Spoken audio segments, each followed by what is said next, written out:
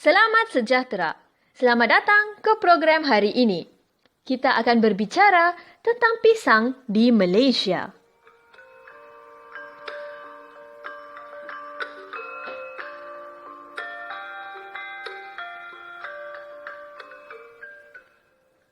Saya, Tashwini, akan menjadi hos anda untuk bahagian 1. Bahagian 2 akan diikuti oleh Cik Siti Nur Ezati dan bahagian 3 akan dikelolakan oleh Cik Nazatul Syaima.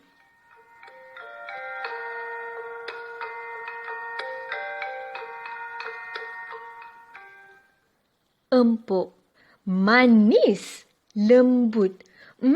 Kedengaran seperti pisang memanggil-manggil kita. Saya yakin dan pasti kalian semua pernah merasa pisang. Hal ini demikian kerana pisang merupakan buah yang paling tinggi produksinya di dunia pada tahun 2018. Tahukah anda bahawa penanaman pisang telah bermula sejak 4,000 sebelum era bersama yang lampau?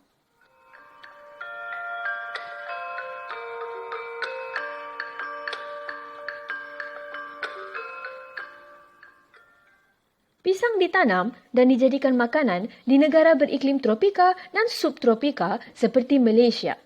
Pisang merupakan buah yang sangat istimewa buat rakyat Malaysia kerana buah ini mempunyai asal-usul di hutan tropika kawasan Malaya. Menurut Faustat, konsumsi pisang per kapita di Malaysia pada tahun 2007 merupakan yang terendah dengan angka 7.56 kilogram. Dan yang tertinggi pada tahun 1961 dengan angka 32.7 kilogram.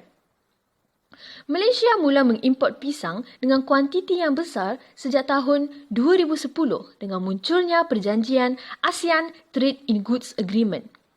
Malaysia mengimport dari Filipina dan Vietnam pada harga yang rendah sehingga memberi kesan kepada petani tempatan pada harga penurunan sebanyak 30%. Malaysia juga mengalami kesulitan untuk mengeksport pisang ke Jepun dan Korea Selatan disebabkan oleh tarif tinggi yang dikenakan, di mana potensi perniagaan yang lumayan dapat dijalankan oleh orang tempatan dengan ketiadaan rintangan tarif.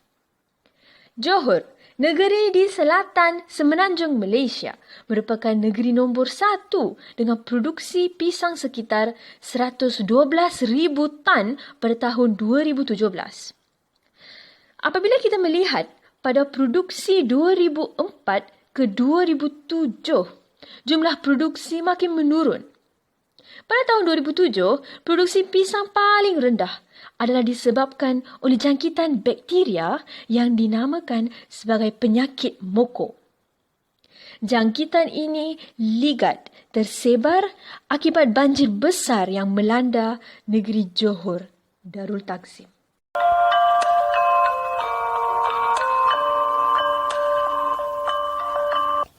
Hai, Izzati di sini untuk bahagian kedua. Ada masanya pengeluaran pisang berkembang secara stabil di Malaysia. Bila ya? Ia dari tahun 1970 hingga 2000. Anda rasa apa yang telah berlaku pada waktu itu?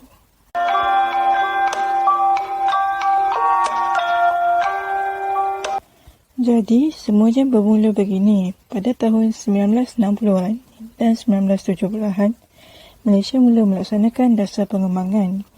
Ini membolehkan adanya tanah yang banyak dan tenaga kerja yang murah.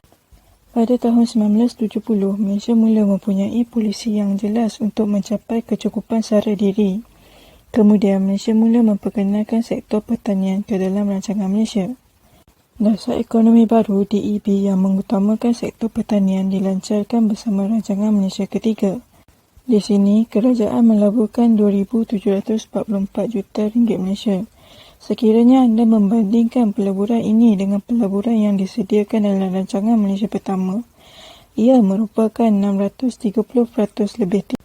Luar biasa bukan? Tetapi ini penting kerana mereka menggunakannya untuk membuka tanah bagi kegunaan pertanian, membangunkan saliran dan sebagainya. Kemudian rancangan Malaysia keempat dilancarkan bersama Dasar Pertanian Negara Pertama, NAP1. NAP1 menekankan pengeluaran tempatan untuk mengurangkan bil import makanan pada masa itu. Manakala dalam rancangan Malaysia ke-5 pula, kerajaan telah melakukan usaha untuk memulihkan dan memodernkan sektor pertanian. Selain itu, kerajaan juga menjalankan proses pembandaran terhadap kawasan luar bandar semasa. Hal ini ditekankan lagi dalam rancangan Malaysia ke-6 yang menuntut pengembangan industri asas tani.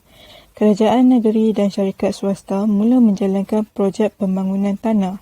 Pada tempoh ini juga NAP kedua dilaksanakan. Ini menandakan berlakunya pengajakan paradigma oleh Malaysia ke arah perindustrian dan mempromosikan pengeluaran tanaman hasil eksport seperti minyak sawit dan koko secara aktif. Rancangan Malaysia ke-7 mencerminkan pertanian bergerak menuju ekonomi pertanian yang lebih kompetitif dan ke arah perdagangan pasaran bebas.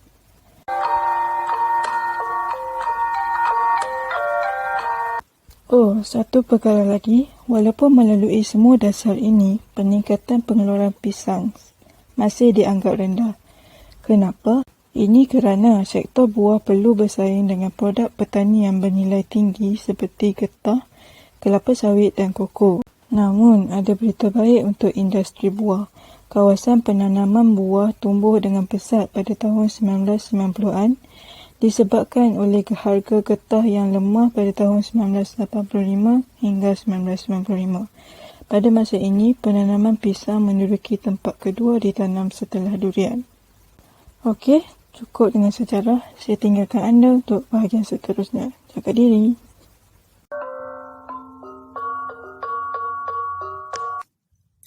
Hai, saya Syaima. Mari kita lihat pada bahagian yang paling menarik iaitu duit. Berapa banyak wang yang anda perlukan untuk memiliki 1 hektar ladang pisang dan berapa banyak untung yang anda akan perolehi? Sebanyak 1,100 pokok pisang tissue culture yang boleh ditanam untuk keluasan 1 hektar tanah dan 66,000 tan buah pisang yang dapat dihasilkan daripadanya dalam masa 3 tahun. Ini melibatkan beberapa kos seperti kos awal, kos penyelenggaraan, kos buruh dan lain-lain kos sebanyak RM50,268 dan anda akan mendapat untung besar sebanyak RM132,000 serta untung bersih sebanyak RM81,731 dalam masa 3 tahun. Boleh anda bayangkan berapa yang anda akan perolehi jika mempunyai 10 hektar ladang pisang? Tidakkah ini adalah satu perniagaan yang menguntungkan?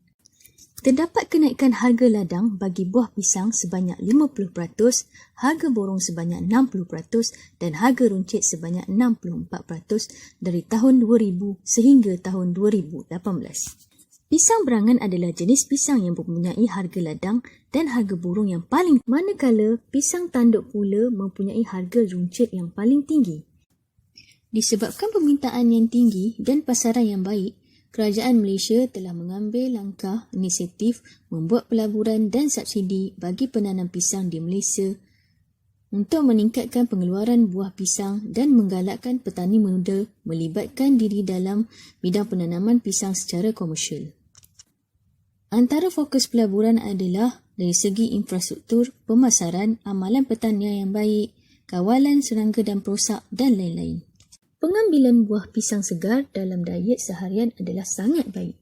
Selain memakan segar, rakyat Malaysia juga sangat suka menghasilkan makanan dari pisang masak. Contohnya seperti goreng pisang dan keripik pisang.